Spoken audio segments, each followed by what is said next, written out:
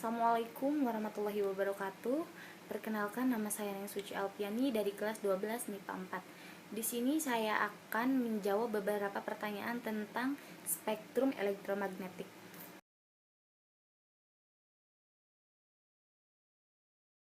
Spektrum elektromagnetik adalah spektrum kontinu di mana masing-masing jenis gelombang elektromagnetik yang berbeda didefinisikan dalam satu rentang panjang gelombang tertentu. Jadi untuk soal nomor 2 di sini saya akan mencoba menjawab dengan mengurutkan jenis-jenis spektrum elektromagnetik berdasarkan gelombang terpanjang hingga gelombang terpendek serta frekuensi terbesar hingga frekuensi terkecil. Langsung saja, dari gelombang terpanjang hingga gelombang terpendek, yang pertama adalah gelombang radio, gelombang mikro, sinar inframerah, cahaya tampak, sinar UV, sinar X, dan sinar gamma. Ini spektrum elektromagnetik berdasarkan frekuensi terbesar hingga frekuensi terkecil. Jadi, semakin panjang gelombang spektrum elektromagnetik, maka akan semakin kecil frekuensinya. Sedangkan jika semakin besar frekuensinya, maka gelombangnya akan semakin kecil. Jadi dari urutan-urutan tersebut kita balikan dari gelombang yang terpanjang menjadi frekuensi terkecil dan gelombang yang terpendek menjadi frekuensi terbesar. Jadi urutannya itu berbanding terbalik ya.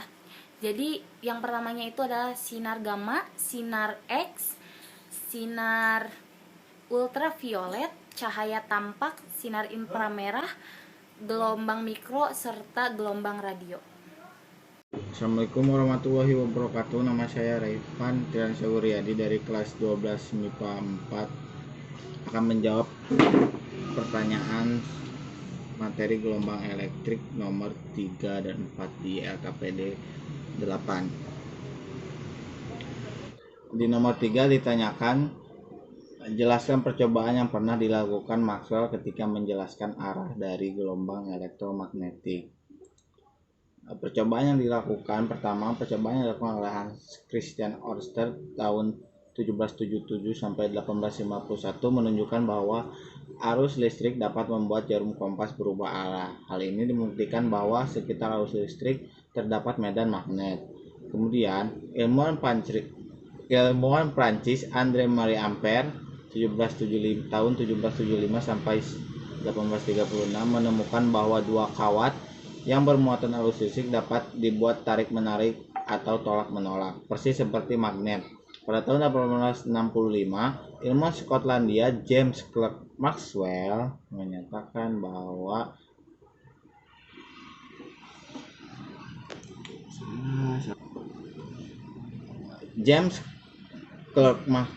tahun 1831 sampai 1879 menyatakan bahwa medan listrik dan medan magnet berhubungan erat. Maxwell menyadari bahwa jika suatu arus listrik dialirkan maju mundur, maka arus tersebut dapat menimbulkan gelombang elektromagnetik yang berubah-ubah yang memancar keluar dengan kecepatan yang sangat tinggi. Perhitungannya menunjukkan bahwa gelombang elektromagnetik ini memancar pada kecepatan cahaya. Berdasarkan hal ini, Maxwell menyimpulkan bahwa cahaya itu sendiri adalah bentuk gelombang elektromagnetik. Medan listrik dan medan magnetik selalu saling tegak lurus dan keduanya tegak lurus terhadap arah perambatan gelombang. Jadi, gelombang elektromagnetik merupakan gelombang transversal. Cepat lambat gelombang elektromagnetik tergantung pada permeabilitas vakum dan permitivitas vakum sesuai dengan hubungan persamaan teori Maxwell, yaitu C sama dengan 1/akar permeabilitas vakum dikali permeabilitas vakum. Permeabilitas vakum diketahui sebesar 4V kali 10⁻⁷ Wb per AM dan permitivitas vakum adalah 8 kali 85 dikali 10⁻⁻12 C per Nm kuadrat, sehingga diperoleh C sama dengan 3 kali 10⁻⁸ meter per sekon. Teori Maxwell medan listrik tegak lurus dengan medan magnetik dan tegak lurus terhadap arah gelombang. Pernyataan tersebut merupakan inti dari teori Maxwell tentang cahaya adalah gelombang elektromagnetik. Nomor 4, ditanyakannya jelaskan sumber-sumber dari spektrum elektromagnetik. Gelombang elektromagnetik dibentuk oleh medan magnet dan medan listrik yang saling merambat tegak lurus. Sumber penghasil gelombang elektromagnetik berbeda-beda. Beberapa diantaranya dihasilkan oleh nuklir atau atomik yang di dalamnya memuat fisika kuantum. Assalamualaikum warahmatullahi wabarakatuh. Perkenalkan, nama saya Rahayu Banyu Balebat dari kelas 12 MIPA 4 dengan nomor absen 23.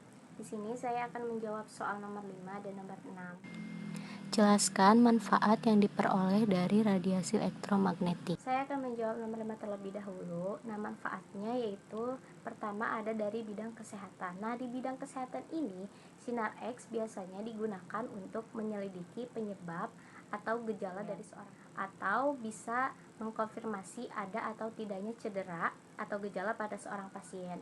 Nah, ketiga yaitu sebagai radioterapi untuk membunuh sel-sel tumor dan kanker. Dan terakhir yaitu biasanya untuk mensterilkan peralatan medis.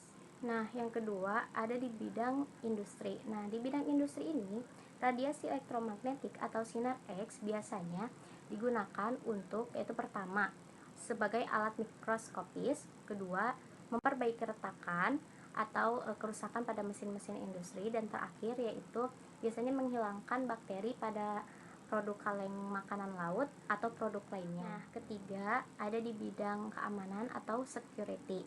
Nah, biasanya sinar X ini digunakan untuk mendeteksi adanya ancaman dari suatu tempat, itu seperti di bandara. Nah, sinar X ini di bandara digunakan untuk mendeteksi adanya ancaman dari suatu tempat, itu seperti di bandara. Nah, sinar X ini di bandara digunakan untuk mengetahui ada atau tidaknya barang-barang berbahaya yang dibawa oleh calon penumpang.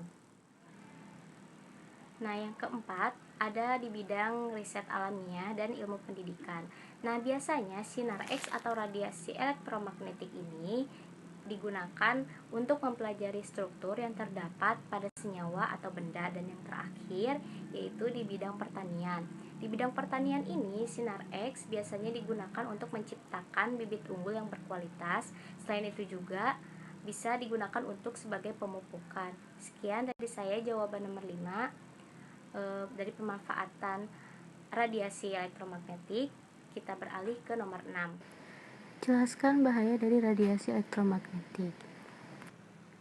Bahaya dari radiasi elektromagnetik yaitu pertama, paparan radiasi jika dosis tinggi dalam jangka waktu dapat menyebabkan penyakit radiasi atau sindrom radiasi akut. Kedua yaitu bisa melemahkan tulang. Ketiga yaitu infertilitas. Keempat yaitu menyebabkan gangguan anemia aplastik. Kelima merusak kelenjar tiroid. Dan yang terakhir itu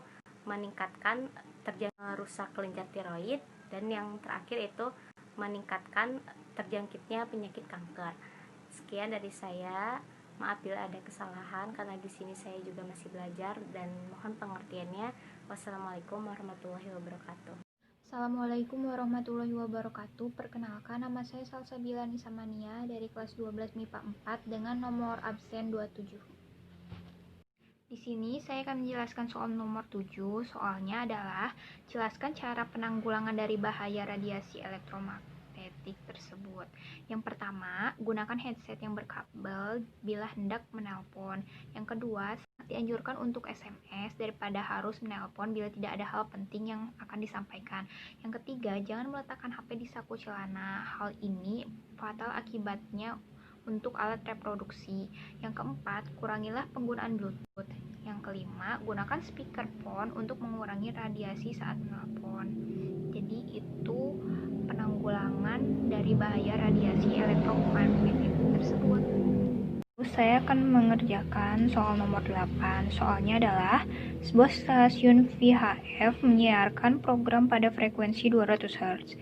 Hitunglah panjang gelombang radio VHF tersebut. diketahui F sama dengan 200 Hz, C sama dengan 3 kali 10 pangkat 8 M per S. Yang ditanyakan adalah panjang gelombang. Jawab. Panjang gelombang sama dengan C per F sama dengan 3 kali 10 pangkat 8 per 200 sama dengan 1,5 kali 10 pangkat 6 M. Jadi hasil dari panjang gelombang radio VHF tersebut adalah 1,5 kali 10 pangkat 6 M. Mohon maaf bila ada kekurangan dan kesalahan. Terima kasih. Wassalamualaikum warahmatullahi wabarakatuh. Assalamualaikum warahmatullahi wabarakatuh. Saya Maya Erlita Nafisa dari kelas 12 MIPA 4, nomor absen 15. Di sini saya akan mengerjakan soal nomor 9 dan 10.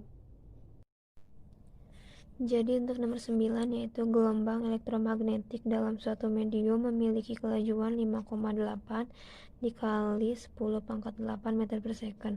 Jika permitivitas medium 12,76 dikali 10 pangkat min 7 Weber per AM, tentukan permeabilitas medium tersebut. Jadi di sini sudah diketahui C-nya yaitu ini 5,8 dikali 10 pangkat 8 dan epsilonnya ini 12,76 dikali 10 pangkat negatif 7. Yang ditanyakannya itu permeabilitas medium tersebut atau mu. Dengan menggunakan persamaan Maxwell maka diperoleh C sama dengan 1 per akar mu kali epsilon. Karena di sini yang ditanyakannya adalah mu, maka persamaannya berubah menjadi 1 per C pangkat 2 dikali epsilon. Ini kita tinggal memasukkan angka-angkanya. Jadi 5,8 kali 10 pangkat 8 dipangkatkan lagi dikali 12,76 dikali 10 pangkat negatif 7. Ini semua menghasilkan 5,7 dikali 10 pangkat negatif 3 Weber per AM. Untuk nomor 10, gelombang elektromagnetik memiliki kelajuan 3 kali 10 pangkat 8 meter per second. Jika gelombang tersebut memiliki panjang gelombang 100 nanometer, tentukan frekuensi gelombang tersebut. Jadi di sini yang diketahuinya itu V-nya atau C sama dengan 3 dikali 10 pangkat 8 dan panjang gelombang yaitu 100 nanometer, tapi di sini harus diubah menjadi meter. Ini hasilnya itu 10 pangkat negatif 7 meter. Kita memperoleh persamaan C sama dengan panjang gelombang dikali frekuensi. Tinggal masukkan angka-angkanya. C atau sama dengan V itu 3 kali 10 pangkat 8 3 kali 10 pangkat 8 ya, sama dengan panjangnya itu 10 pangkat negatif 7 dikali frekuensi. Jadi frekuensinya itu 3 dikali 10 pangkat 15. Dari hasil 8 pindah ke kanan dan dijumlahkan dengan ini hasilnya 15. Jadi sekian dari saya, terima kasih, mohon maaf bila ada kesalahan. Wassalamualaikum warahmatullahi wabarakatuh.